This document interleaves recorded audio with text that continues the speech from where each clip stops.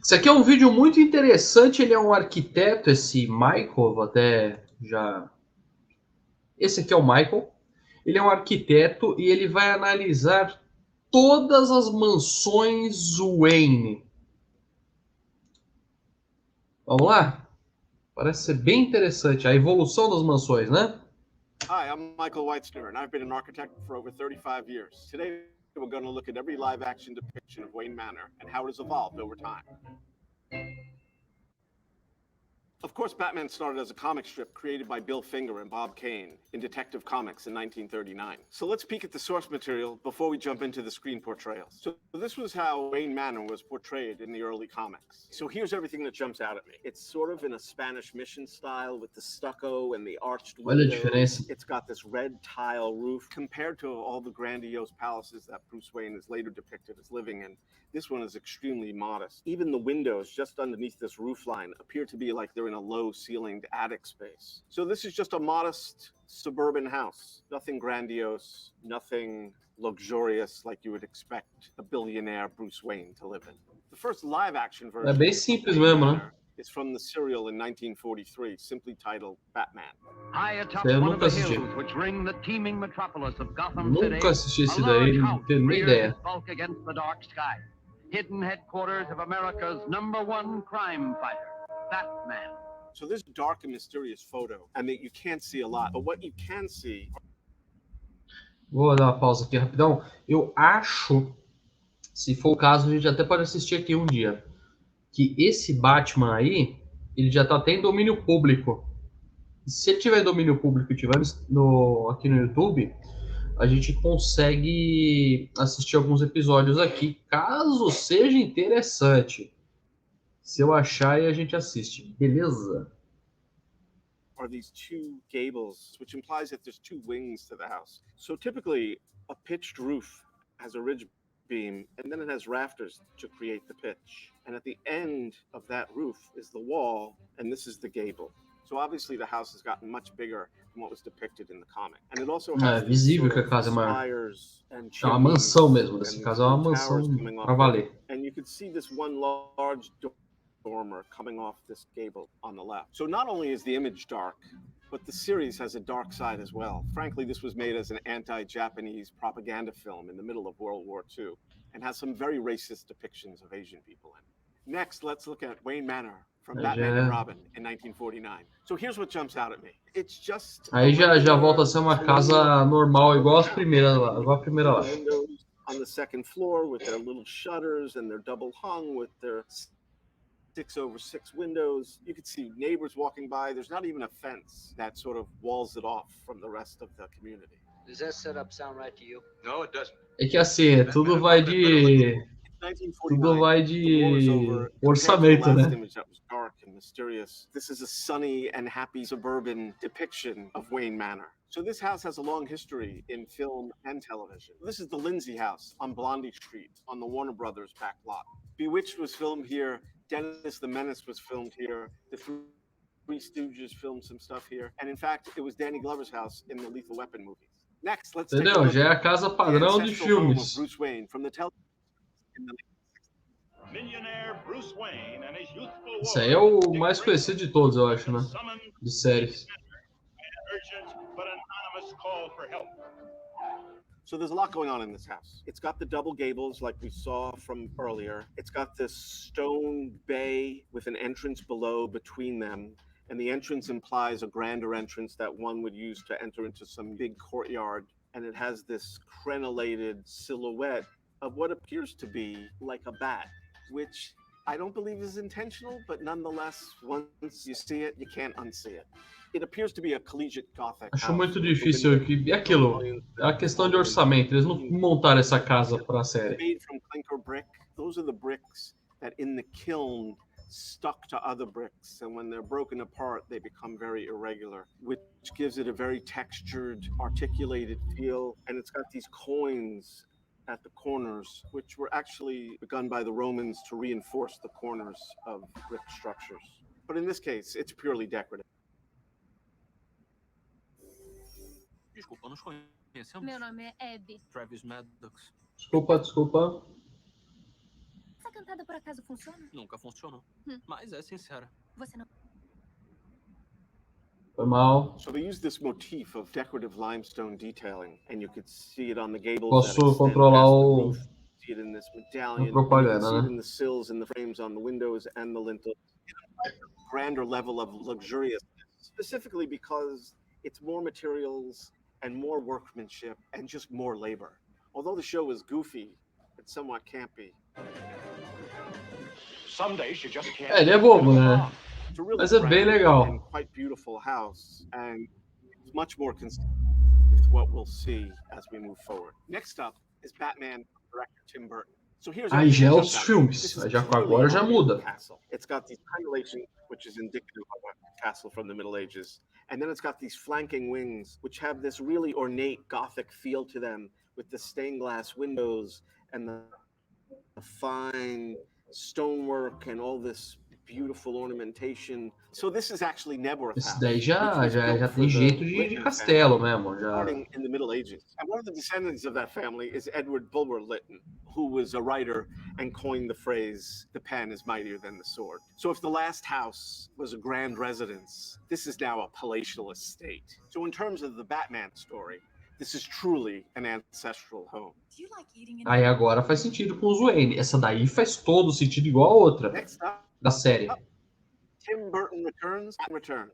So what I like about this house a lot is that at first glance it has the feel of a regular house with this traditional pitched roof and these dormers, but in fact the Aí scale mudou, né? is so Tipo, é o overblown, mesmo diretor, é o mesmo universo, mas mudou tudo. that he implies by putting in all these tiny little windows, that it becomes this sort of fantastical kind of building, and right away you know it's not real.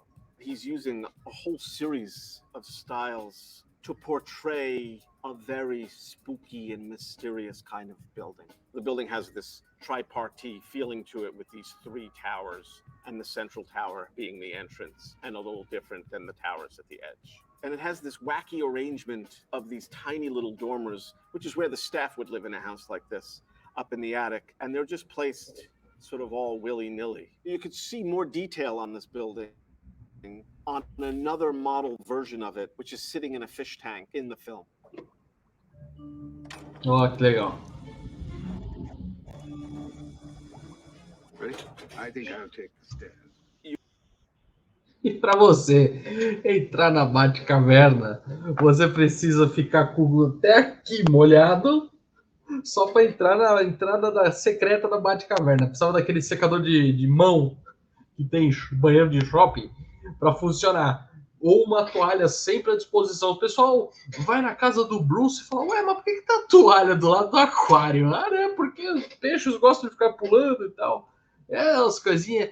Tinha aquela falta de senso um pouco, às vezes, no começo dos anos 90 ali, de como lidar um pouco com filmes de super-herói. Eles aprenderam e agora meio que estão desaprendendo, mas vamos. Não necessariamente com o Batman, mas é outra história. You could see much more clearly that big, tall stone base, which, according to the rest of the building, looks like it should be 3 stories high, with these tiny little slot windows and this huge, overblown lintel above the slot window. And you could see much clearer on this version that the dormers that pop out and create these sort of 3 towers, it's got the scale of a huge apartment house. It's like something you expect to see on Central Park West. So this works really well for a movie because the design is really all about fantasy. Sim, concordo. Tem cara de Batman. Yeah. So this next depiction of Wayne Manor has been used in several Batman versions over the decades.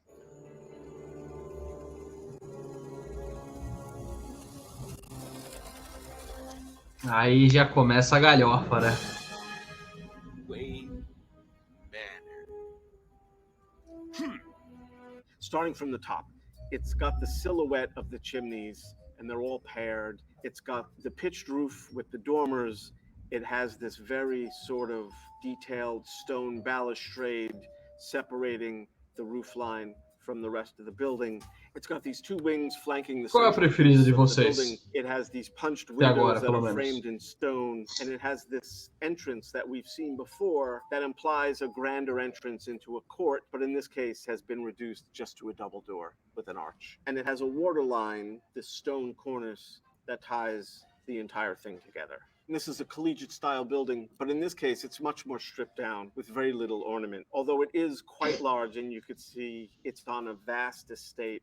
So what's a little different about this building compared to the other buildings is it sort of feels like a school building. It doesn't feel like a palace, and it Sim, doesn't feel concordo. like a house. It sort of feels Se for para now like a considerar building that's used for higher um education, palácio, because uma that's what it casa, is. This is actually Stevenson o Taylor do Hall, Batman Webb Retorno Institute in Glen é o Cove, mais da Long hora. Island, and it was built in 1912. This building was used in Batman Forever, Batman and Robin, Joker, and it was even used on the TV show Gotham. So what it Olha, esse daí é o que mais teve. depiction of Wayne Manor is that it's a much more sober and pragmatic building than previous Mas não tem cara depictions. de It gives a palácio. whole different feeling É uma to the escola. Caped Crusade. Tem o jeito de escola. Next up is Wayne Manor as shown in Batman Begins. Não que na hora do filme você fique pensando, ah, não, porque isso aqui tem cara de escola, não parece uma mansão. Na hora do filme você segue o barco.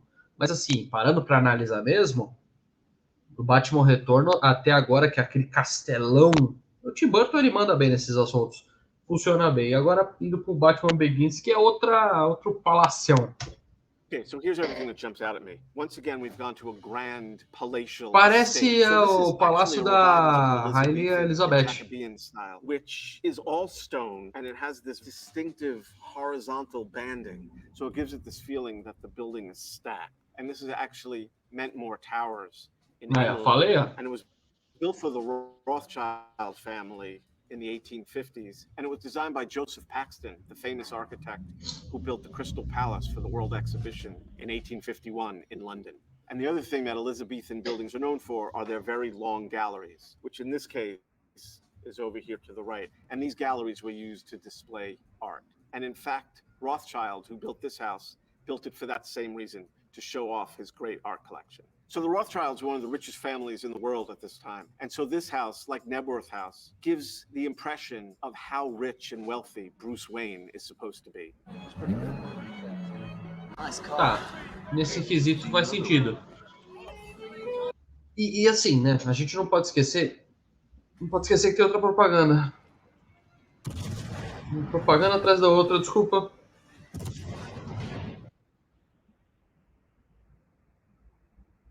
Now the dark.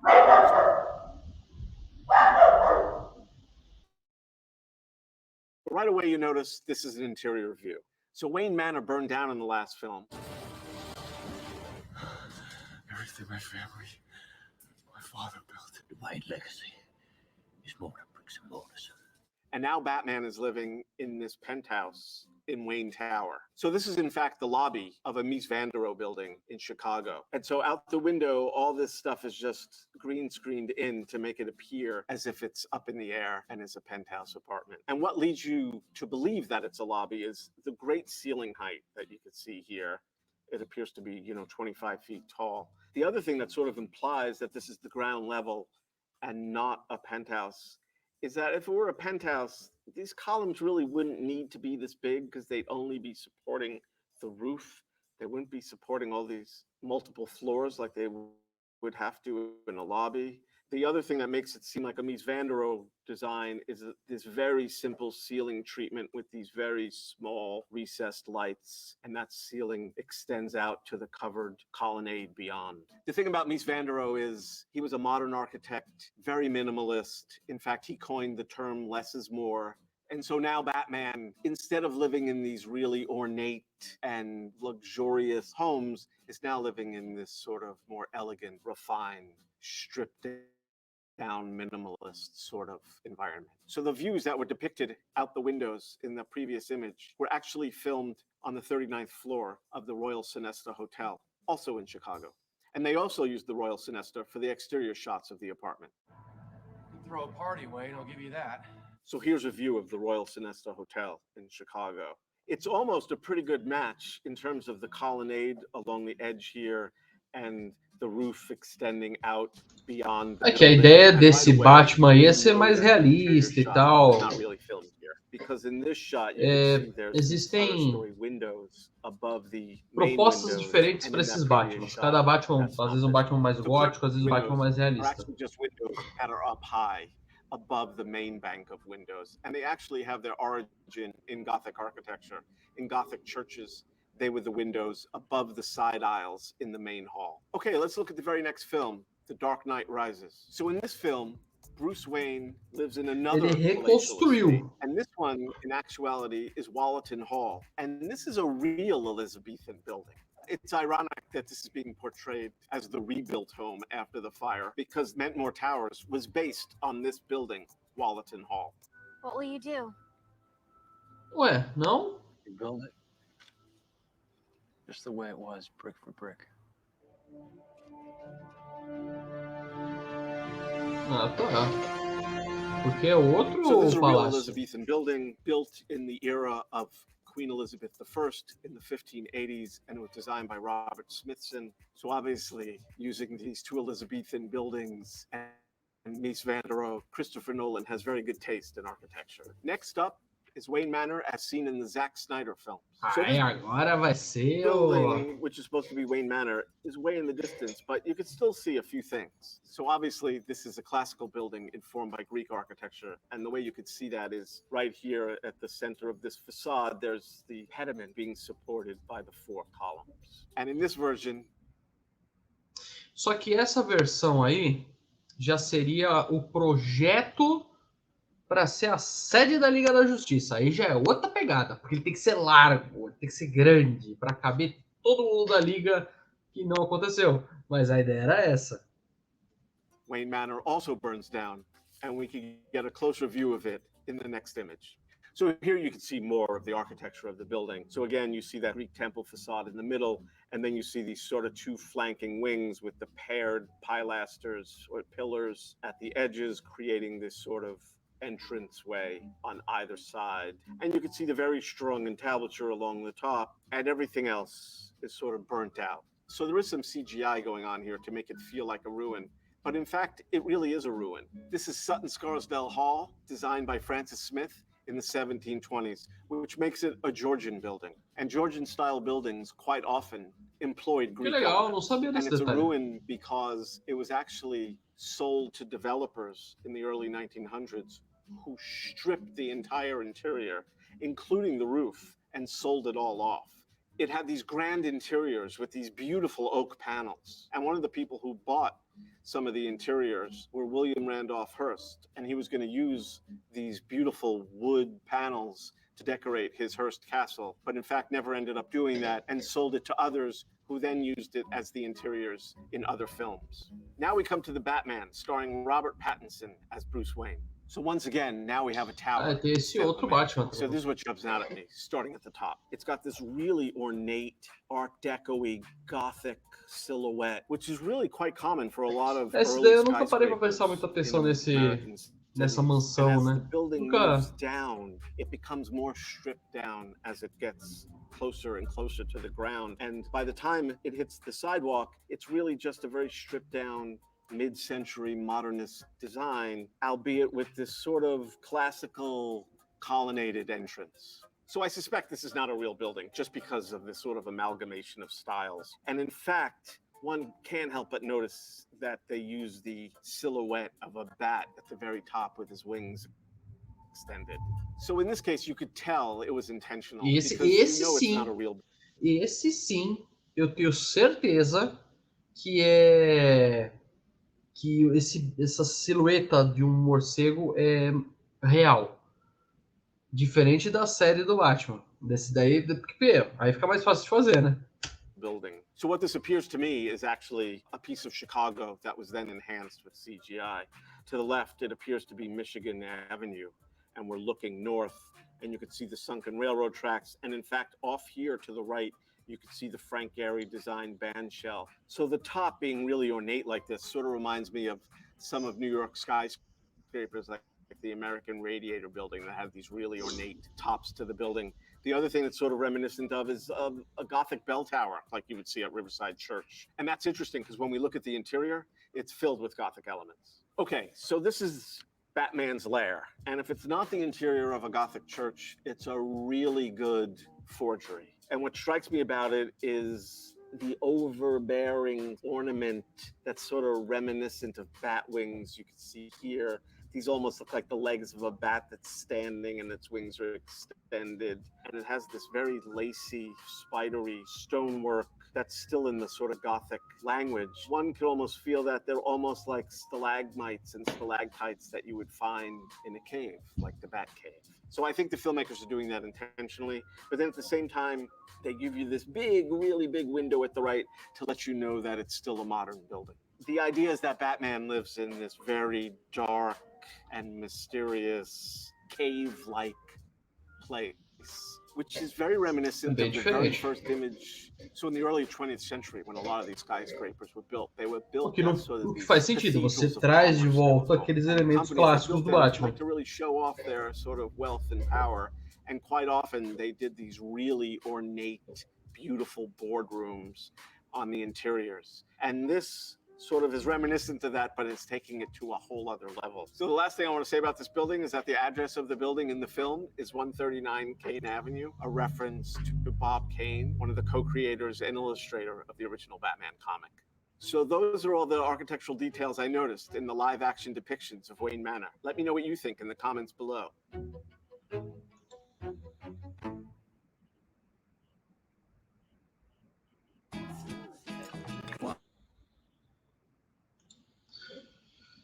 Sinceramente, eu ainda prefiro muito mais se for parar para ver. Existem várias questões. Se for parar para ver, de fato,